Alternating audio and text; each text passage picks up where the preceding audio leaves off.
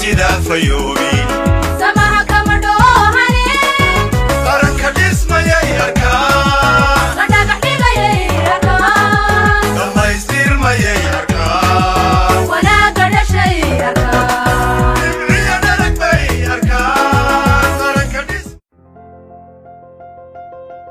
gegida diyuuraduhu ka haadaan kana soo degaane caalamku waxay ka mid yihiin kaabayaasha dhaqaalaha ee dalalka waxayna qayb muhiima ka yihiin kobaca wadamada iyo korodhka qaramada. Somaliland 10 sannadood ee ugu dambeeyay waxay lahayd hal madaar oo ah kan caasimadda kaasi oo ahaa ka kaliya ee ay isticmaalaan bulshada Somaliland. qof kasta oo ka dhoofaya guud ahaan Somaliland ama ka soo degaya waxa khasab ku ahayd inay adeegsadaan gegida diyuuradaha ee Cigaal. heshiiskii maalgashi iyo iskaashi ee Somaliland iyo Imaaraadka dhex maray dabayaaqadii sanadkii 2016 ayaa dawladda Imaaraadka u ogolaanayay inay gegida diyuuradaha berbera oo xidhnaa ka dhigtaan garoon military oo ay adeegsadaan ciidamada cirka ee Imaaraadku.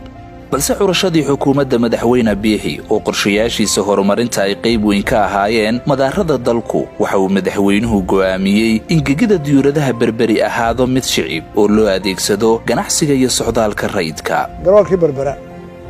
in badan laga murmaayay Imaaraadku dhisayeen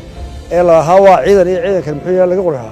ciidankii waan ka wareejiyay waa shibil maanta. heshiis kadibna waxa Somaliland iyo saaxiibkeeda Imaaraadku bilaabeen dib u dhiska iyo casriyeynta madaarka berbera.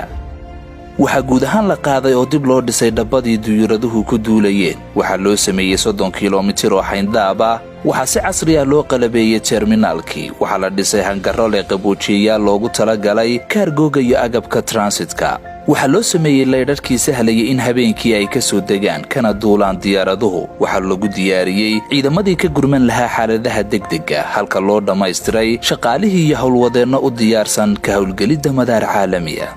garoonkan maanta waa ogeeyay wixii ka dhacay maanta waxaan ka joognaa garoon caalami ah oo gobolada adduunka ugu weyn oo ay walaalada Imaaraadku inoo hawlgeliyeen inagana waxa la naga rabaa inaynu u diyaar garowno sidii ummadda caalamka oo dhan halkan soo mar lahayd geeska Afrika. iskaashi kadib berberi waxay hadda leedahay madaarka ugu baaxadda weyn iyo kan ugu reynweyga dheer qaaradda Afrika.